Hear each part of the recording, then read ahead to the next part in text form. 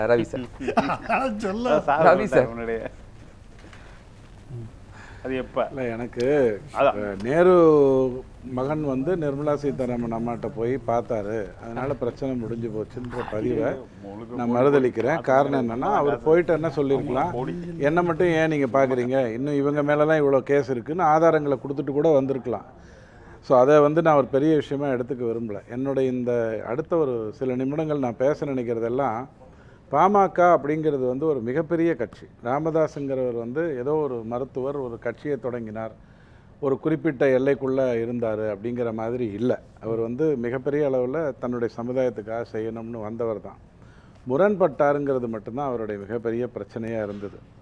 தலித் எழுமலையோ என்டி சண்முகமோ AK மூர்த்தியோ C பொன்னுசாமியோ வேலுவோ மந்திரியாக இருக்கும் பொழுது இன்றைக்கி இருக்கக்கூடிய யார்கிட்ட வேணாலும் போய் கேட்டிங்கன்னா யார் சிறந்த மந்திரியாக இருந்தார்னு கேட்டால் எல்லாருமே ஏகே மூர்த்தி ஐயா நல்லா பண்ணாருன்னு தான் சொல்லுவாங்க. ஆனால் ஏகே மூர்த்தி ஐயாவுடைய டேர்மை வந்து அதிகப்படுத்துறதுல ராமதாஸ் ஐயாவுக்கு விருப்பம் இல்லாமல் இருந்தது. பாமகவுடைய மிகப்பெரிய தலைவர் அப்படின்னு கேட்டால் 4-5 பேரை சொல்லும்போது காடுவெட்டி குருவை பற்றி நிறைய பேர் சொல்லுவாங்க.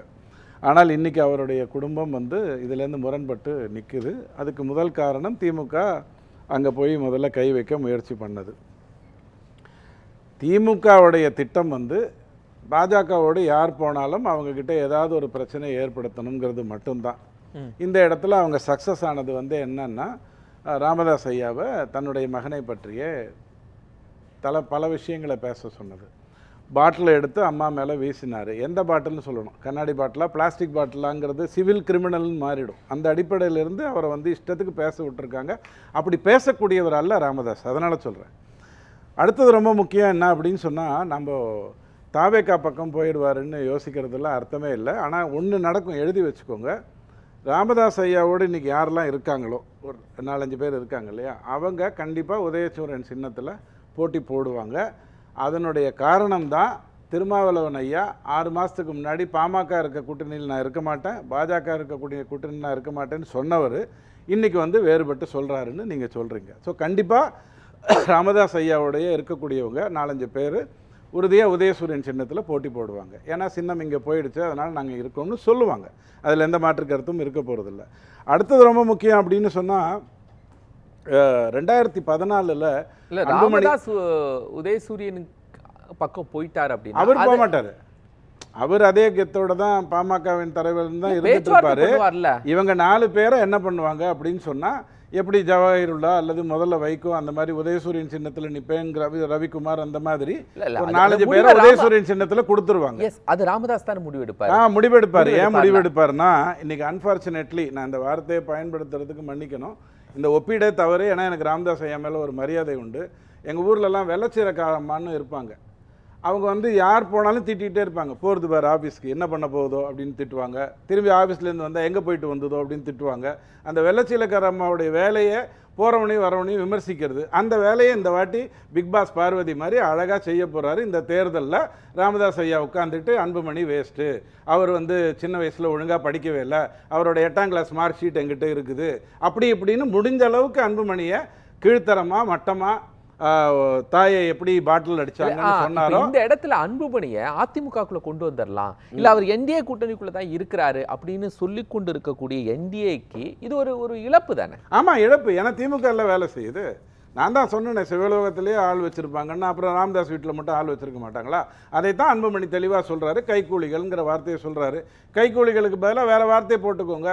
எந்த வார்த்தையை போட்டுக்கிட்டாலும் அர்த்தம் ஒன்று தானே, அடியாள்னு போடுங்க. எதுவாக இருந்தாலும் ஒன்று தான். இவங்களுடைய ஆள் அங்கே உட்காந்துட்டு அவரை குழப்புறாங்கிறது தான். ஐயா 91 14 லட்சம் வாக்கு வாங்குது பாமக. அதுக்கப்புறம் 2016 அன்புமணி தனியாக 234 இருந்தார் இல்லையா, அப்போ தான் 23 லட்சம் வாக்கே பார்க்குது. 2014 ஒன்று சொன்னாங்க, அன்புமணி ஐயா மட்டும் வெற்றி பெற்றாரு, அது கண்டிப்பாக அன்புமணிக்கான அங்கீகாரம்னு சொன்னாங்க. அந்த இடத்துல மட்டும் நான் சின்னதாக வேறுபடுறேன். அந்த 2014 கூட்டணி நடந்த அந்த தேர்தல் நடந்தபோது பார்த்தீங்கன்னா, ராமதாஸ் ஐயா அந்த தொகுதியில் மட்டும்தான் வேலை செஞ்சார். வேறு எங்கேயுமே வரல, எந்த மேடைக்கும் வரல. பாஜகவோட மேடையை பகிரல, யாரோடையும் மேடையை பகிரல. ஏன் பாண்டிச்சேரிக்கு கூட போகலை. பாண்டிச்சேரி நிற்க போகிறது இல்லைங்கிற முடிவெல்லாம் எடுக்கும்போதும் போகலை. அந்த தொகுதியில் மட்டும்தான் வேலை செஞ்சார். அது எல்லாம் செய்தவர் இன்னைக்கு என்ன சொல்றாரு, என் பையன் ஊழல் செய்துட்டான்றார். என்னுடைய கேள்வி என்னன்னா, நீங்கள் ஒரு தலைவராக இருந்தா, ஏன்னா இதுக்கு முன்னாடி நான் ஒரு தலைவரை பார்த்திருக்கேன். ஒண்ணு ஒரே ஒரு இதுக்கிடையில நீங்க ஆட்சி மாற்றம் அப்படின்னு ஒரு விஷயத்த சொல்றாங்க. யாரு? காந்தி. அதாவதுங்க, இந்த ஆட்சி மாற்றம் அப்படின்னு சொன்ன பிறகு ராமதாஸ் திமுக கூட்டணிக்குள்ள தான் போவார் அப்படிங்கிறத நீங்க எப்படி? சட்ட ரீதியா நீங்க சுயர்ந்து தான் மன்மோகன் சிங் ஐயா 2004 இருந்த ஆட்சியும் மன்மோகன் சிங் ஐயா 2009 இருந்த ஆட்சியும் ஒரே ஆட்சி இல்லை. அது ஆட்சி மாற்றம் தான். It is a government change தான். அப்படிதான் சட்ட ரீதியா நீங்க பேசுறதா இருந்ததுன்னா அதெல்லாம் அரசியல்வாதிக்கு எப்படி பேசணும்னு மக்கள் புரிஞ்சுக்கிற வித்தியாசம். ஐயா, மக்கள் எல்லாத்தையும் எங்க சவுக்கியே புரிஞ்சுக்கிட்டவங்க அவங்களால புரிஞ்சுக்க முடியாதா? அன்புமணியை பதவி கொண்டு வரும்போது ராமதாஸ் ஐயா என்ன பண்ணியிருந்திருக்கணும்? அண்ணாமலை ஐயா தைரியமாக அந்த அண்ணா யூனிவர்சிட்டிக்கு பண்ண மாதிரி 4 முறை தன்னுடைய சவுக்கில் அடிச்சுக்கிட்டு இதை நான் நாட்டுக்காக பண்ணுறேன், என்னுடைய பையனை வர வைக்கணுங்கிறது என்னோட எண்ணம் இல்லை, நான் அடிச்சுக்கிறேன்னு சொல்லியிருந்தாருன்னா கூட அது நான் எடுத்திருப்பேன். ஆனால் இப்போ என்ன சொல்கிறாரு? அன்புமணி ஊழல் செய்தாருங்கிற வார்த்தையை சொல்கிறாரு. அப்போ அவர் ஊழல் செய்தால் நீங்கள் ஏன் மன்னித்தீங்க? எனக்கு ஒரு தலைவரை தெரியும், அண்ணன் தம்பியை கொல்றேன்னு சொன்னான் அப்படின்னு வெளிப்படையாக பத்திரிகைக்கு பேட்டியே கொடுத்தார் கருணாநிதி ஐயா. அவர் தான் காவல்துறை மந்திரி. அவர் என்ன பண்ணியிருந்திருக்கணும்? கொல்ல போகிறேன்னு சொன்ன உடனே போலீஸை கூப்பிட்டு அழகிரியை அரெஸ்ட் பண்ணியிருக்கணும். ஆனால் அவர் அப்படி பண்ணலை. ஏன்னா தந்தை மகன் பாசம். அதே பாசம் இங்கே, ஆனால் வேஷம் எப்படி வருது அப்படின்னு கேட்டால் ஊழல் செய்தார். அப்போ ஏன் நீங்கள் என்ன அதை கொண்டு வரல? அதற்கான ஆதாரங்களை ஏன் எடுத்து சொல்ல முடியாது? ஏன் தவறு பண்ணுறீங்க? அழறீங்க. அந்த அழுதை ஆனந்த கண்ணீரா அல்லது இந்த கண்ணீரா, தோல்வியின் கண்ணீரான்னு எனக்கு தெரியாது, தப்பாக நினச்சிக்காதீங்க. ராமதாஸ் ஐயாங்கிறதுனால அந்த வார்த்தையை பயன்படுத்தும் போது யோசிக்கிறேன். கையால் ஆகாத தனத்தின் அழுகை கூட அழுகை தான், நொந்து போய் அழறது கூட அழுகை தான்.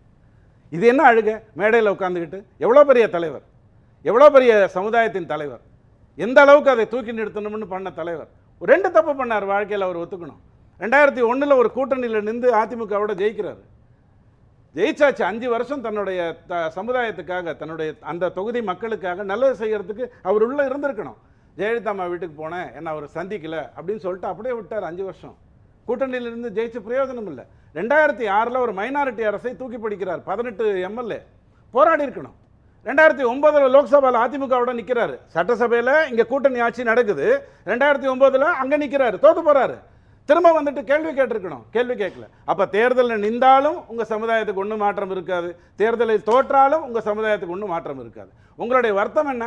2024 நான் அதிமுகவோட போகணும்னு சொன்னேன். அன்புமணி கதறி காலில் விழுந்து கெஞ்சி கேட்டு ரொம்ப கூத்தாடி பிஜேபி பக்கம் போயிட்டார். இவ்வளோதானே தப்பு? 2024 முன்னாடி அத்தனை தேர்தல் நடந்ததே. அந்த முடிவுகள்லாம் யார் எடுத்தா? அப்போ தோத்தது யாரு? அன்புமணி என்ன சொல்கிறாரு? ஐயா, தயவு செய்து நம்ம கூட்டணியை மாற்றிக்கிட்டே இருந்தோம்னா அது நல்லதில்லை, நாம் ஒரே கூட்டணிக்குள்ளே தெளிவாக போகணும் அப்படின்னு முடிவு பண்ணுறாரு. இன்னைக்கு அவர் பாஜகவை தேர்ந்தெடுத்திருக்காரு, நாளைக்கு அவர் காங்கிரஸை கூட தேர்ந்தெடுக்கலாம். எனக்கு அதை பற்றி அக்கறை தான் இருக்கிறாரா அன்புமணி? பாஜக பாருங்க, என்டிஏ கூட்டணியில் 2024 2026 வித்தியாசம் என்னன்னா, பிரிந்திருந்த அதிமுகவும் பாஜகவும் மீண்டும் சேர்ந்து விட்டது. இவ்வளவுதான். ஒரு விஷயம் நடக்கலாம், ஃபார்ச்சுனேட்லி ஆர் அன்ஃபார்ச்சுனேட்லி, அது தேமுதிக உள்ள வரலாம். மற்றபடி அந்த கூட்டணியில் எந்த பிரச்சனையும் யாருக்கும் இருக்க போறதில்லை. ஐயா, 2024க்கு பிறகு அதிமுக பாஜக இணைந்து என்டிஏ வருகிற போது ஏதாவது நிகழ்வுகளில் அன்புமணி கலந்துக்கிட்டாரா? இங்கே பாருங்க, ஒருத்தருடைய கட்சி ஒரு கூட்டணிக்குள்ளே இன்னொருத்தர் கலந்துக்கிட்டாதான் வெற்றி வருங்கிறது இல்லை. அதுக்கு 2014 நான் உங்களுக்கு சொன்னேன், பிஜேபி கூட்டணி தான் போராடுது, விஜயகாந்த் இருக்காரு. ஆனால் ராமதாஸ் ஐயா எந்த மேடைக்கும் வரல, அவர் ஒரே இடத்துல போட்டி போடுறாரு, அங்கே மட்டும் ஜெயிக்கிறாருங்கிறத நான் உங்களுக்கு சொன்னேன். கேள்வி அது இல்லை. இப்போ நான் உதாரணத்துக்கு சொல்கிறேன், காங்கிரஸ் திமுக கூட்டணி இருக்குன்னா 2 பேரும் ஒரே மேடையில் இருக்கிறதுங்கிறது எப்போதும் நடக்க போறது இல்ல. அந்த தேர்தலுக்கு 1 மாதம் 2 மாதம் முன்னாடி நடக்கும்.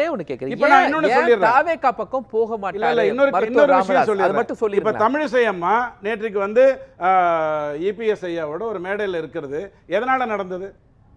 ஒரு கூட்டணி இணைப்பு இருந்ததுன்னா அது நடக்கும். அன்புமணி ஏன் பண்ணல அப்படின்னு சொன்னா, பாருங்க ஒரு விஷயம், அப்பா இஷ்டத்துக்கு பேசுறாரு.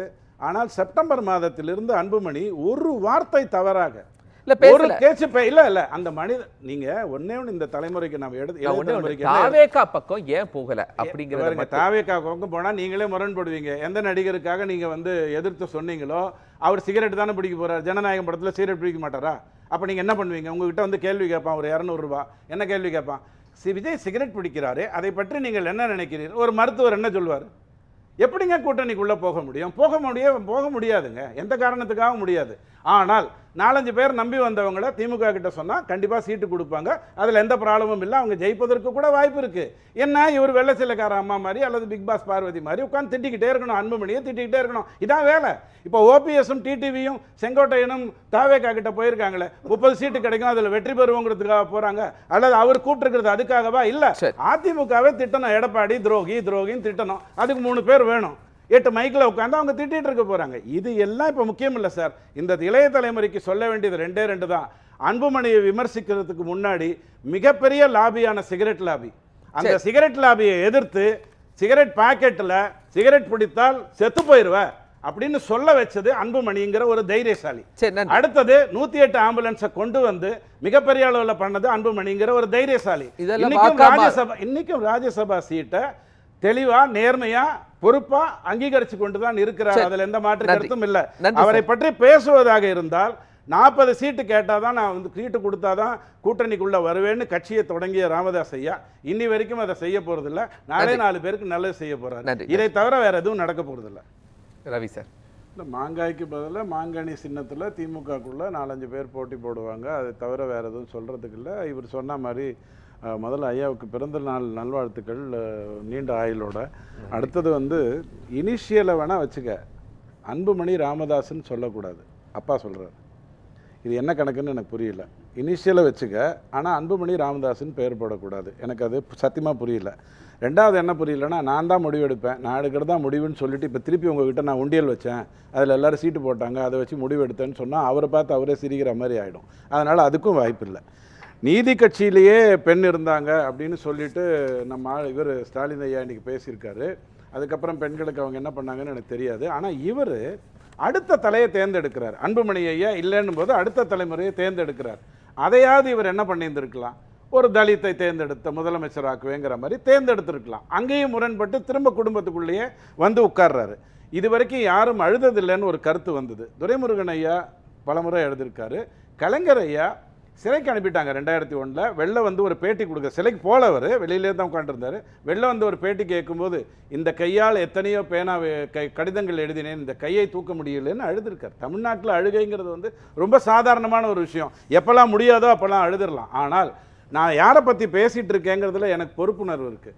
நாடக காதலை வேரோடு வேர் புடுங்கி எரிகின்ற வேலையை தெல்ல தெளிவாக செய்தவர் அவர், அதில் எந்த மாற்று கருத்தும் இல்லை. செல்வப்பெருந்தகை ஐயா திமுகவின் சார்பாக போய் அவரை சந்திச்சாரு அப்படிங்கிறது தான் என்னோட அபிப்பிராயம். ஆனால் வேற யார் எப்படி சந்திச்சாங்கிறத பற்றி பிரச்சனை இல்லை. அன்புமணியை பற்றி சொல்ல வேண்டும் என்றால் இந்த இளைய தலைமுறைக்கு சொல்கிறேன், பாபா படத்தின் போது ஒரு பெரிய பிரச்சனை பாமகவோடு வருகிறது. அன்புமணிக்கும் ரஜினிகாந்துக்கும் ஒரு உரையாடல் நடக்கிறது. அன்றிலிருந்து நான் சிகரெட் பிடிப்பதை காட்சியாக வைக்க மாட்டேன்னு சொல்லிட்டு அன்றிலிருந்து இன்று வரைக்கும் 2003 25 வரைக்கும் ரஜினி அதை கடைபிடிக்கின்ற அளவுக்கு அன்புமணியால பொறுப்பாக சமுதாயத்துக்காக பேச முடிஞ்சதுங்கிறது எல்லாருக்கும் தெரிஞ்ச விஷயம். இதையெல்லாம் பார்க்கணும். திமுகவை திரும்பி பார்க்கும்னு ஒரு ஸ்டேட்மெண்ட்டும் இன்னைக்கு ஸ்டாலின் ஐயா விட்டுருக்காரு, சொல்லிடுறேன். திரும்பி பார்த்தா என்ன தெரியும்னா, ஒரு 40 வருஷம் பின்னாடி இருக்கீங்க, கொஞ்சம் சீக்கிரம் வாங்கன்னு மோடி சொல்ற மாதிரி இருக்கும் அப்படிங்கிறதோட நான் நிறைய